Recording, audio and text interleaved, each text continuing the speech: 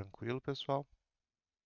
Eu imaginei se esse problema dava para fazer top-down. Com... É que um grande problema nele, né, que você pode, se você fizer top-down, é que você chega num ponto que não dá para fazer uma peça, né? Tem muito pouco, tem muita pouca fita restante. Então pensei em talvez retornar tipo um número negativo, né? E na função original que chamou, testar para esse número negativo, só que a solução bottom-up acabou sendo mais fácil. Deixa eu ver como eu fiz, eu não lembro se eu fiz. Eu fiz top-down. Foi essa ideia de colocar um número negativo bem grande. Que é o problema de quando você chega em uma que não pode, né? Porque ele garante que para N vai ter um corte possível, mas nos subproblemas nem sempre vai poder, certo? Aí a solução que eu fiz aqui foi dar um número negativo muito grande, que aí ele vai desconsiderar esses casos. Eu posso fazer isso só porque a gente sabe que tem pelo menos uma solução, o problema original. Bom, então, né, só olhando rapidinho para a solução, ela é praticamente o problema do troco mesmo, certo? Então, não estou conseguindo subir aqui. Se a gente já calculou o valor para aquele número, né, eu estou considerando aqui que menos 1 é o caso que eu não calculei ainda, eu retorno o valor que eu já tenho armazenado, né, que entra a minha programação dinâmica, né, com o memoization. Agora, caso contrário, eu atribuo um valor muito pequeno para ele, que é pensando no caso que eu não consigo encontrar a solução. Então, eu quero que desconsidere esse caso. Como eu estou usando a função max, eu quero o maior número de cortes possíveis. Então, isso meio que tira ele da jogada. E aí, para cada corte possível, né, são 3 cortes que eu vejo se ele é menor ou igual a n, né, se eu consigo fazer esse corte. E se eu consigo, eu vejo qual que é a melhor solução que eu tive até o momento. Se é a que já está armazenada ah, no meu, na minha, na- na- no meu vetor de memorização, ou se é fazendo esse corte i, certo? Então eu retorno. A solução seria 1 mais o maior corte que eu consigo com o restante da fita, que é n menos o tamanho do corte. E aí no final, né, eu vou ter aqui a solução em dp de n. Tudo bem? Tranquilo? Aí, assim como o troco, né, a gente tem a abordagem bottom-up, então aqui, de forma semelhante, a gente consegue e não tem que se preocupar com essa questão do valor negativo aqui, de fato, certo? Então talvez seja uma solução até, nesse caso, mais simples de pensar. O problema B, problema das cartas, certo? Esse aqui é um problema de progressão dinâmica também, mais interessante. Basicamente, ele fala, né, que você tem um jogo, você tem uma sequência de cartas e os dois jogadores, né, o Alberto e o Vanderlei. E o Vanderlei, o Alberto, ele quer maximizar a sua quantidade de pontos e o Vanderlei quer minimizar os pontos do Alberto. Então, esses são os objetivos de cada jogador. E como que é o jogo? Eles podem pegar uma das cartas da extremidade, certo? Da esquerda ou da direita. E cada carta tem um valor. Então, a gente tem uma sequência de decisões, certo? Que é para cada jogador pegar a carta da esquerda ou da direita. E no final a gente quer saber qual que é o número máximo de pontos que o Alberto consegue, considerando que os dois jogadores estão jogando de forma ótima. Então, o Alberto quer maximizar os seus pontos e o Vanderlei quer minimizar os pontos do Alberto, certo? A gente vai ver mais esse tipo de assunto lá na frente em teoria dos jogos, se a gente tiver LPC2, mas esse aqui acho que só pensando em PD a gente já consegue resolver bem. Alguém quer comentar a ideia que teve? Não lembro se era o Luiz ou se era o Matheus que tinha. Começando do menor caso, com n igual a 2, a estratégia para o Alberto é pegar a maior. Aí passa para o n igual a 3. Não tem, né? Porque o n tem que ser par. Mas pensando da perspectiva do underlay, tem que pegar a carta cujo minimiza o máximo entre as duas cartas restantes, né? E, então, pensando em cartas A, B, C, né? Pega, pega a carta que minimiza entre o máximo de A e B e o máximo de B e C. E com n igual a 4, faz a mesma estratégia. E aí, seguindo, por exemplo, cartas A, B, C, D, né? Fazendo esse cálculo, eu fiz uma folha de papel, a árvore de decisões.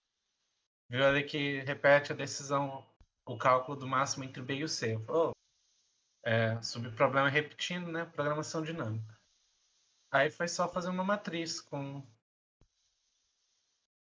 as extremidades sendo os subarray de cartas, né? Então, por exemplo, o índice começa e o índice termina. E daí a solução seguiu naturalmente. Perfeito, aí passou certinho. Interessante, né, que cada pessoa tem uma forma de pensar, né? Então eu percebi que o Matheus, pelo jeito, ele consegue pensar mais facilmente no bottom-up, certo? Tô errado? De construindo a solução de forma Eu quase que sinto iterativa. mais natural. Aham, É. perfeito. Não, é perfeitamente natural. Eu já sou o contrário, né? Então eu fiquei um tempo pensando e falei, ah, tá legal. Porque eu já começo de cima para baixo, normalmente, né? Na verdade, eu trabalhei muito com funções recursivas até em iniciação científica, né? Na parte mais de teoria da computação, por isso que eu penso de forma mais recursiva. Então, eu vou mostrar a minha solução, mas vocês vão ver que ela é, acho que análoga à do Matheus, só que pensando no sentido contrário, né? De cima para baixo. Então, cards aqui. Bom, então, certo? Como que vai ser a minha memorização aqui? Opa, tem um exercício. Ah, tá, aqui é um vector. Tá, beleza, beleza. Aqui eu tô só querendo economizar espaço, não sei se é necessário nesse problema. Ah, basicamente, vou memorizar considerando que cada estado do meu problema, né, cada subproblema, é o subarray que eu tenho nesse momento, né? Então, como o Matheus falou, pensando nas extremidades, né, em que posição começa, qual que é a primeira carta da esquerda, qual que é a última carta da direita. E eu estou pensando sempre que o Alberto quer maximizar a pontuação final dele e o Vanderlei quer minimizar esse valor. Então, a minha função f aqui eu estou pensando que é o quê? É a quantidade de pontos que o Alberto pode obter nessa situação, né? Então eu tenho aqui a primeira carta da esquerda e a última carta da direita. E o outro parâmetro que eu tenho que é importante para mim é qual o jogador, quem está jogando naquele momento, certo? Então, né, dependendo de quem for, o objetivo é diferente. E aí eu vejo, o meu caso base aqui é se E é maior que D. Lembra a busca binária, né? Nessa história de tirando carta, a partir do momento que inverte, para mim é o caso base, eu retorno zero.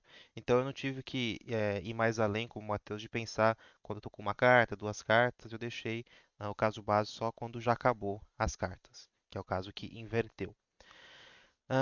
Se não é o caso, se não é o caso base, eu também vejo se eu já não tenho armazenado a resposta para aquele valor, né, para esse subarray. Se eu tiver, então eu retorno isso, e caso contrário, é o meu passo da recursão. Então, o que que eu faço? Bom, se o jogador for o Alberto, ele quer maximizar a pontuação dele. E quais são as decisões que ele pode fazer? Ou ele pega a carta da esquerda, ou ele pega a carta da direita. Aqui não cabe estratégia gulosa, certo? Eu não posso olhar para as duas cartas, ver qual que é a maior e pegar a maior, porque lá na frente isso pode ser uma jogada pior, certo? Então, por isso que aqui eu estou aplicando PD. Então, o que eu faço é testar as duas abordagens. Então, se ele pega a carta da esquerda, eu somo esse valor e chamo a função para o subarray restante, né? Eu tirei a carta da esquerda, então eu ando para frente com esse ponteiro, né? E mais um, o D se mantém. E se era o Alberto que estava jogando, então agora quem joga é o Vanderlei, né? Inverto o jogador. E também testo a possibilidade de pegar a carta da direita, em que eu somaria o valor da carta da direita e decremento, né, o ponteiro da última posição, né? Então trago o D para D menos 1 e da mesma forma o próximo jogador vai ser o Vanderlei. O maior valor dessas duas opções é o que eu quero, maximizar a pontuação que ele vai obter. Agora, caso não seja o Alberto, né, então o jogador é o Vanderlei, então ele simplesmente quer minimizar o que o Alberto consegue. Então eu faço o mínimo da função das duas funções, né, chamando tirando a carta da esquerda ou tirando a carta da direita. E aqui eu não estou somando nem subtraindo o valor da carta, porque eu não estou considerando a pontuação do Vanderlei. Eu estou considerando só a pontuação do Alberto, certo? Então ele quer simplesmente minimizar as opções para o Alberto. Ele quer tirar a carta que vai causar mais prejuízo para o Alberto a partir da próxima jogada. E no final retorno esse valor. O problema C, ele era um pouco mais tranquilo, porque a gente podia aplicar algoritmo guloso, certo? A gente vai ver hoje o problema do maior subsequência crescente, caiu um pouco mais chato, porque não precisa ser contíguo os valores. Agora aqui sim é um subarray, certo? Então são valores contíguos. Então basta a gente ir percorrendo o nosso vetor e ver a maior subsequência, melhor, subarray crescente que a gente consegue encontrar. Então, para isso a gente nem sequer precisa armazenar o vetor inteiro. Eu vi que a maioria armazenou, não todos, mas a maioria, não tem problema, né? Se passa, está ótimo. No caso, né, não tem memória disponível para isso. Mas a solução que eu fiz, eu simplesmente pego o valor que eu estou lendo no momento e mantenho o valor anterior, certo? Então, eu chamei aqui de A e B, né? O A seria o valor anterior e B o valor atual. Enquanto o B for maior que A, que é o valor que eu estou lendo, eu aumento aqui uma variável, né, de corrente, né, do maior subsequência, do maior subarray que eu estou encontrando neste momento e vejo se isso é melhor do que a maior, o maior subarray que eu já encontrei. Caso não seja, né, tem que ser estritamente maior, então eu começo de novo, contado a partir do 1, contando a partir daquele elemento, e vejo se eu conto uma sequência maior. E no final, já tenho minha resposta, tudo bem? Simplesmente uma passada no vetor, eu consigo encontrar qual que é o maior subarray crescente. O D, eu acho que eu não implementei. Acho que o D era o problema do troco, acho que podia ser guloso aqui até, né? Esse aí eu tentei fazer pelo bottom-up, só que aí o bottom-up tava demorando muito mesmo, então o guloso acabou até saindo mais fácil. Perfeito. É, Ah, você podia fazer. O que eu acho que funciona é que se for um número muito grande, não dá para testar tudo. Já pode dividir por 100, pegar só o resto, aplicar a programação dinâmica só no sobrar do resto da divisão por 100. Porque senão pode ser até 10 a nona. Ia demorar muito, mesmo com programação dinâmica, né? sim. Nesse caso, né, sempre que O tem jeito. problema. Pode terminar, Vigia. É, é. Podia dividir. O que eu fiz para cortar o tempo que o cara falou foi dividido. Eu tinha que tratar o número só de 0,99, daí dava tempo de usar a programação dinâmica. Perfeito. Ah, Entendi, legal. sempre que a gente consegue resolver de forma gulosa, costuma ser mais eficiente, certo? Então, uma forma é isso, né? Não precisa nem usar PD. Você pode simplesmente pegar a moeda de maior valor, dividir, né? No problema guloso, a gente ainda faz, ou backtrack, a gente vai escolhendo uma moeda por vez. O que é melhor é fazer isso, você divide por 100, né? Que é a maior moeda possível, e ver quantas moedas você vai ter que usar daquilo. E aí você continua trabalhando com o resto. Mas o guloso aqui seria a melhor solução, né? Como você não tem que testar todas as possibilidades, você já escolhe a que parece melhor, e nesse caso de fato essa solução é mais rápida. Então, quando o problema admite solução gulosa, ela vai ser melhor do que qualquer outra. Bom, o problema E é um problema parecido, certo? É o problema do troco também. A diferença aqui é que as moedas são os valores, né, inteiros ao quadrado. Mas nesse caso, a solução gulosa não funciona, certo? Eu cheguei a tentar implementar para ver. É difícil, né? A gente sabe exatamente quanto que pode e não pode usar a solução gulosa, mas nesse caso não deu certo. Então a gente tem que utilizar fazendo programação dinâmica mesmo. Mas eu acho que sem grandes problemas, ah, deixa eu abrir aqui, a gente pode né, só tomar cuidado na moeda que a gente vai começar, né? Então, na verdade eu começo até da moeda 1. Então isso aqui não chega a ter tanto problema em relação ao tempo. Então veja, eu tenho aqui o meu memo, né? Usei um map, acho que achei mais fácil.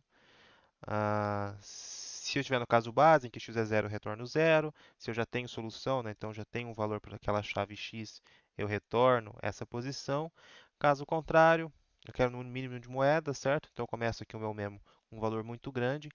E aí, para cada moeda possível, né, de 1 até a raiz de x, eu vejo qual que é a melhor opção. Se é a que eu já encontrei, né, em algum passo aqui, uma iteração, ou usando a moeda m quadrado, né? Então é 1 mais o troco de x menos m ao quadrado. E no final retorno o mesmo, certo? Então, problema do troco sem muita mudança, né? Só o jeito de usar, de calcular a moeda aqui, que é um pouco atípico.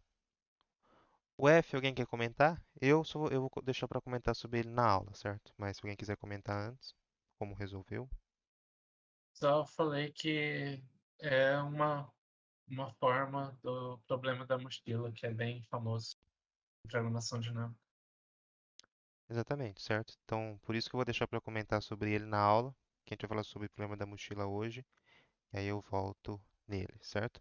Mas eu achei interessante deixar ele essa semana, até para vocês já refletirem sobre ele, e já ter uma base para a gente tratar a mochila, para quem não viu isso ainda.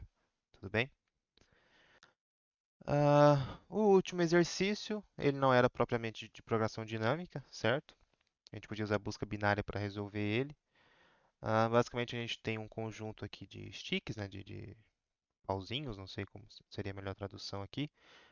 Ah, e a gente quer saber quantos triplas a gente consegue obter sem formar triângulo, eu acho, né? Ele quer saber que não forma triângulo. E para formar triângulo, né, no final aqui ele já dá a dica que a soma de dois lados tem que ser menor do que o terceiro, certo? Acho que é isso. A solução acaba não sendo tão complicada, talvez seja um pouquinho difícil de chegar nela, mas a gente pode ordenar o tamanho dos nossos sticks, certo? E aí, com busca binária, a gente consegue determinar qual que é o primeiro stick para qual a gente não consegue mais formar triângulo. E aí a gente consegue saber quantos triplas a gente tem sem formar triângulo, percorrendo aí todos os pares possíveis. Tudo bem? Alguém quer comentar mais algo sobre esse? Eu queria perguntar se para esse precisava usar long long para contar o número de triplas. Eu usei porque eu tava com medo, né? Porque eu peguei trauma do outro contest que eu errei o problema não sei quantas vezes antes de perceber que era long long, mas Eu não- curiosidade mesmo, saber se foi necessário ou não. Deixa eu ver se eu usei. Não, não precisava. Mas eu entendo porque eu faço isso às vezes também. Somente quando eu tendo muito wrong answer e não estou identificando, às vezes eu já troco tudo para long long, só para garantir que não seja isso. Mesmo que não pareça que seja um problema que precise de long long. Mas é um trauma bastante válido. Tranquilo, pessoal? Querem comentar mais alguma coisa do contest? Dificuldade, está aumentando, está ficando mais complicado. Tá ficando mais complicado, tá ficando mais legal também. Eu acho que isso é algo interessante da disciplina, né? Eu, particularmente, ah, acho um saco, entre aspas, assim, mas as primeiras semanas, né? Então, são exercícios mais simples e tudo mais, eu não gosto muito de resolver, certo? Quando fica. Também não gosto muito dos mais difíceis, não. Eu gosto desse nível intermediário, que a gente nem sofre muito e nem. Mas tem que parar um pouco, pensar mais sobre o problema. Então, eu acho que é a parte mais legal, certo? E a partir daqui para frente vai ser mais ou menos esse nível. Tudo bem? O João falou que estava de boas, maravilha.